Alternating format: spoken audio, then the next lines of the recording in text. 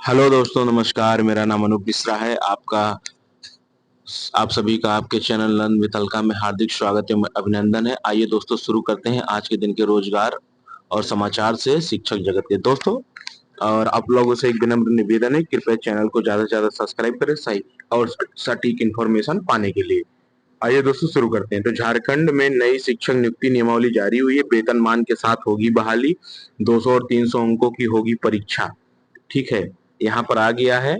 इसमें दिखा है 9 से 12 वर्तमान में 9-10 कक्षा विद्यालय सहित राज्य के स्वीकृत पद के अनुरूप इनका लेवल पे 8 होगा और 47,600 रुपए इनका बेसिक पे होगा। और अगर प्रधानाचार्य या वरीय वेतनमान कोट के 53,000 होगा। लेवल पे 9 से इनका स्टार्ट होगा। 9 से 12 सीनियर सेकेंडरी के आचार्य मूल कोट के होंगे। इनका 35,400 रुपए लेवल पे 6 होगा।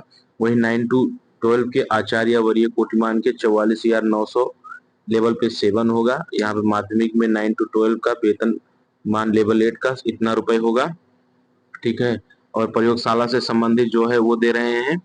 और यहाँ पे इन लोगों की आयु भी दी है कि किस कैटेगरी में कितना रहेगा। तो 45 वर्ष एससी एसटी महिला, एससी पुरुष और एससी महिला 50, एसटी पुरुष 45, एसटी महिला 50। परीक्षा दो भाग में होगी, प्रश्न पत्र 1 और प्रश्न पत्र 2। प्रश्न पत्र 1 200 अंक का आएगा। इसमें सामान्य ज्ञान यानी कंप्यूटर संचालन की सामान्य जानकारी सहित 100 अंक एवं हिंदी अंग्रेजी भाषा की परीक्षा 100 अंक की। हिंदी अंग्रेजी भाषा की 100 अंक की और सामान्य ज्ञान कंप्यूटर संचालन की सामान्य जानकारी सहित 200 प्रश्न 200 अंकों के आएंगे। अगला प्रश्न 300 अंकों का होगा। जिस विषय में नियुक्ति होनी है उस विषय की परीक्षा 300 अंकों की होगी। उक्त प्रश्न पत्र 1 और 2 की परीक्षाएं 3-3 घंटे होंगी, अर्थात प्रत्येक प्रश्न पत्र की परीक्षा 3 घंटे की। प्रश्न पत्र 1 की का आहार्तांक क्वालिफाइंग प्रश्न पत्र होगा, अर्थात इसमें मात्र न्यूनतम 33% अंक लाना अनिवार्य है। परंतु मतलब प्रश्न पत्र 1 में 33% अंक लाना है, यानी 200 में 66 नंबर। इसका वरीयता क्रम में कोई जुड़ाव नहीं होगा। प्रश्न पत्र 2 में न्यूनतम 50% अंक लाना अनिवार्य है। एससी एसटी को छूट मिलेगी 45% की। ठीक है दोस्तों, इसके बाद मेधा सूची में अगर समान अंक प्राप्त करते हैं तो जन्म तिथि के आधार पर जिसकी उम्र ज्यादा होगी उसे वरीयता दी जाएगी। ये झारखंड में नई शिक्षक नियुक्ति नियमावली बनी है, वहां वेतनमान दिया जा रहा है। अगला समाचार है रोहतास यानी सासाराम से प्राण जनरेशन के संबंध में आया है। गवर्नमेंट सब्सक्राइबर पढ़ा जाए। ई प्राण आवंटन हेतु ऑनलाइन आवेदन के पश्चात हार्ड कॉपी जमा करने हेतु उल्लिखित कंडिका 8 को स्थिल किया जाता है। तो हार्ड कॉपी आपको जमा नहीं करनी है। और जो पूर्व से जिनको प्राण बना हुआ है उन्हें प्राण शिफ्टिंग के लिए ऑनलाइन आवेदन की प्रक्रिया के पश्चात अग्रेतर कार्यवाही हेतु एक्नॉलेजमेंट नंबर के साथ पूर्ण विवरण कार्यालय में उपलब्ध कराया जाए। ठीक है दोस्तों, आप लोगों का आ गया है प्राण जनरेशन के लिए सासाराम से, तो आप लोग प्राण जनरेशन कर लीजिए। और जिस जिले का प्राण जनरेशन के लिए नहीं आया वो अभी प्राण जनरेशन नहीं करेंगे। ठीक है, अगला है न्यायालय जिला दंडाधिकारी। वहां पे गर्मी बहुत हो रही है, इसलिए कक्षा 1 से लेकर 8 तक के कक्षाओं का संचालन 10 बजे तक होगा एवं 9 से लेकर 12 तक के कक्षाओं का संचालन 11 बजे तक ही होगा। और यह आदेश 20 तारीख से लेकर 31 तारीख यानी 20 मई से लेकर 31 मई तक लागू होता है। ठीक है दोस्तों, आइए आगे बढ़ते हैं अगले समाचार की तरफ। अगला समाचार है कि सूचना मिल रही है कि आज स्कूल आवंटन की प्रक्रिया शाम से शुरू हो गई है, लेकिन इस शिक्षा कोष पर कल से देख पाएंगे शिक्षक। कुछ तकनीकी समस्या की वजह से आज इस शिक्षा कोष पर नहीं दिखेगा स्कूल आवंटन। ठीक है दोस्तों, आगे बढ़ते हैं। अगला है शिक्षकों के ट्रांसफर पोस्टिंग से जुड़ी खबर। स्कूल आवंटन को लेकर काउंटडाउन शुरू। आज ही शिक्षा कोष पोर्टल पर शिक्षक देख सकेंगे स्कूल का नाम, यानी कल से।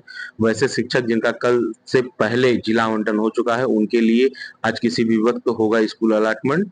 कल देर रात टीआरई 1 टीआरई 2 की महिला टीचर का हुआ है ट्रांसफर। 11,800 एक शिक्षिका का हुआ है ट्रांसफर।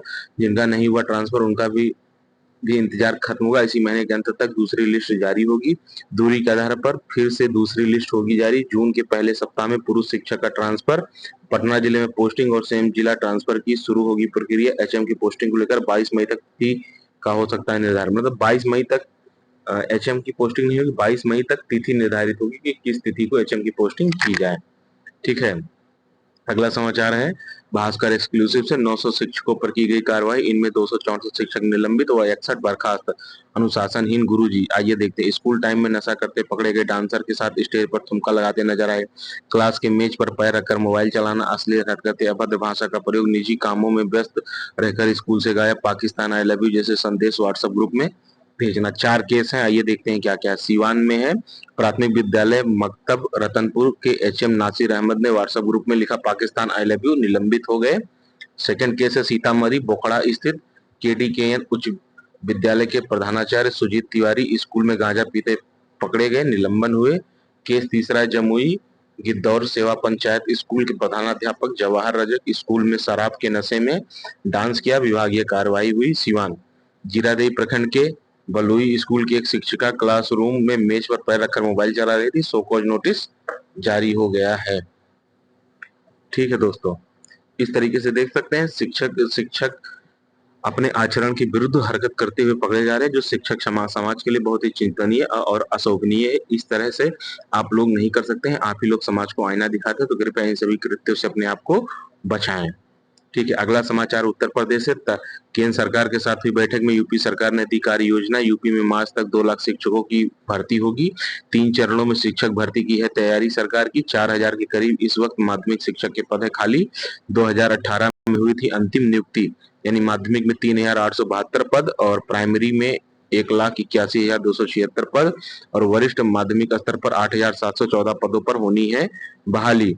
माध्यमिक शिक्षकों का ऑनलाइन तबादला 15 तक होना है।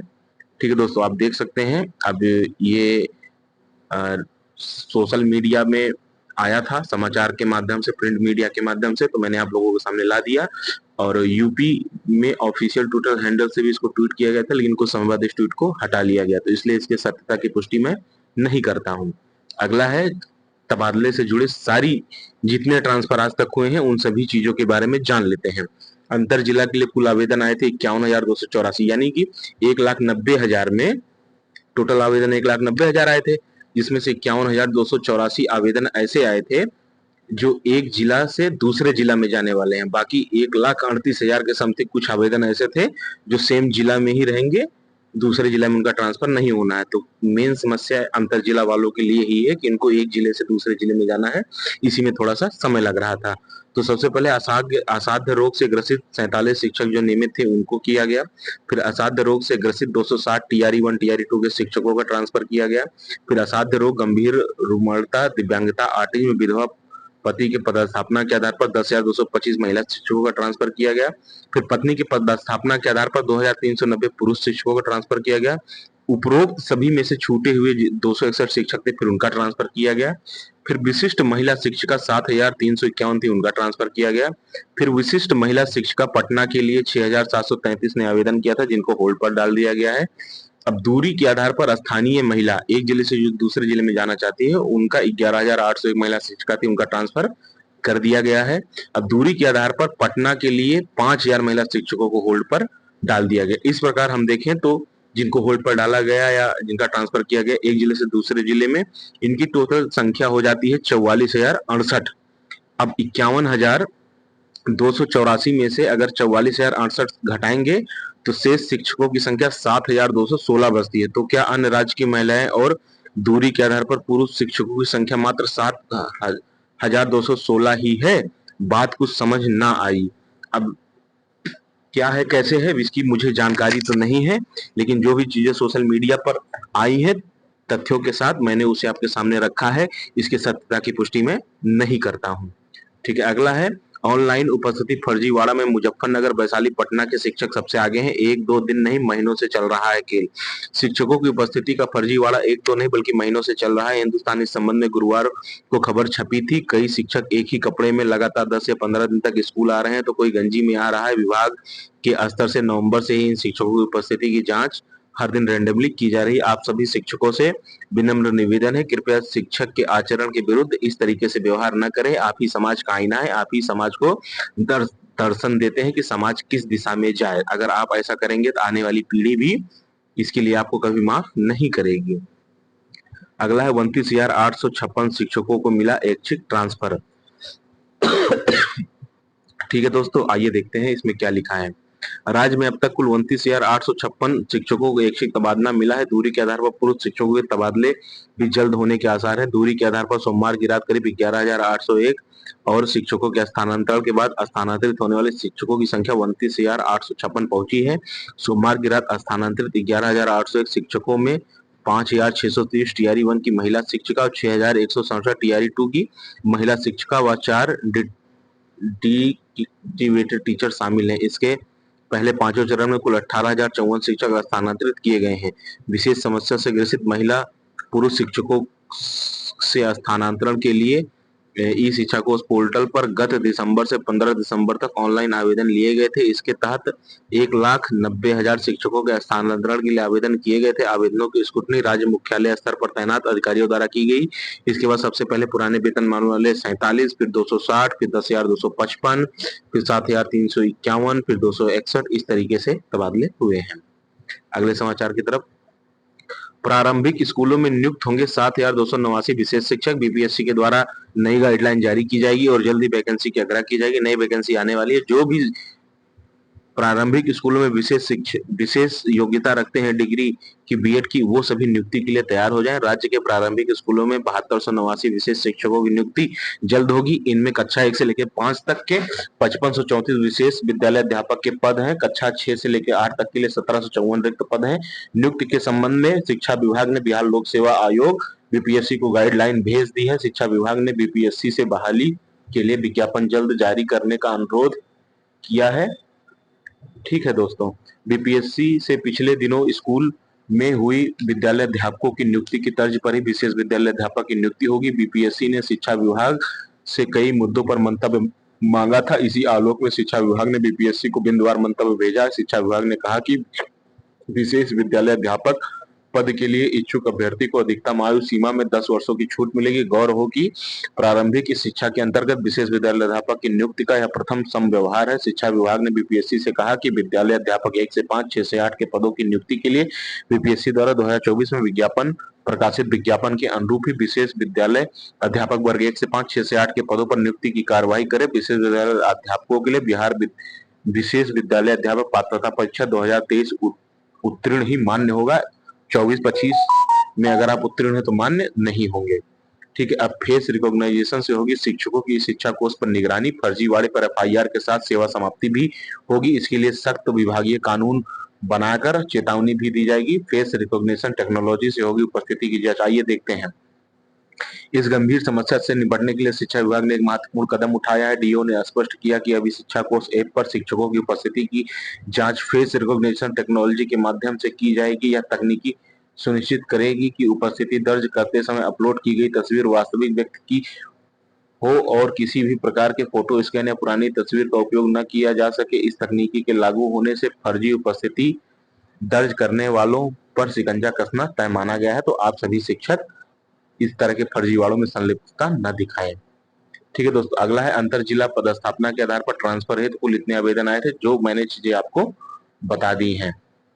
ठीक है, तो सारी चीजें हैं और इसमें कुछ चीजें अलग से दी हुई हैं, अगर आप चाहें तो पढ़ सकते हैं। ठीक है, आगे चलते हैं। लिखा है प्रदेश सरकार जल्द ही 1,93,000 पदों पर भर्ती करने जा रही है। ये भर्तियां 3 चरणों में होंगी। हर चरण में करीब 65,000 शिक्षकों की भर्ती की जाएगी। इस संबंध में दिल्ली में केंद्रीय शिक्षा मंत्री के साथ हुई प्रोजेक्ट अप्रूवल बोर्ड की बैठक में वार्षिक कार्य योजना पेश की गई। ये भर्तियां मार्च 2026 तक पूरी कर ली जाएंगी, जो कि संभव नहीं है। मार्च यानी कि 1 साल 12 महीने में, मतलब 3 महीने में, 4 महीने में, मतलब फॉर्म निकालना, भरना, पेपर कराना, रिजल्ट निकालना, ज्वाइन कराना, फिर परीक्षा कराना, ये संभव मुझे नहीं लगता है दोस्तों। और फिर ये ट्वीट भी डिलीट कर लिया गया है। ठीक है, आगे बढ़ते हैं।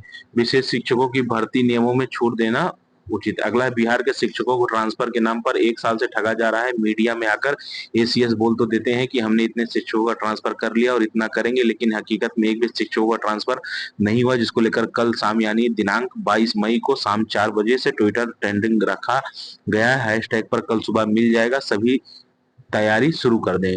दोस्तों, ये सोशल मीडिया पर इस तरीके से फ्लोट हो रहा था, तो मेरा काम था जो भी चीजें सोशल मीडिया पर हो वो सभी चीजें आप सभी तक लेकर आना। ठीक है, बिहार के शिक्षकों के ट्रांसफर के नाम पर बस तारीख कल दिनांक 22 मई शाम 4 बजे से ट्विटर प्रोटेस्ट के लिए हो जाएं तैयार। हैशटैग कल सुबह कर दिया जाएगा जारी। एसीएस सिद्धार्थ के झूठे आश्वासन के खिलाफ सभी एकजुट हों। ठीक है।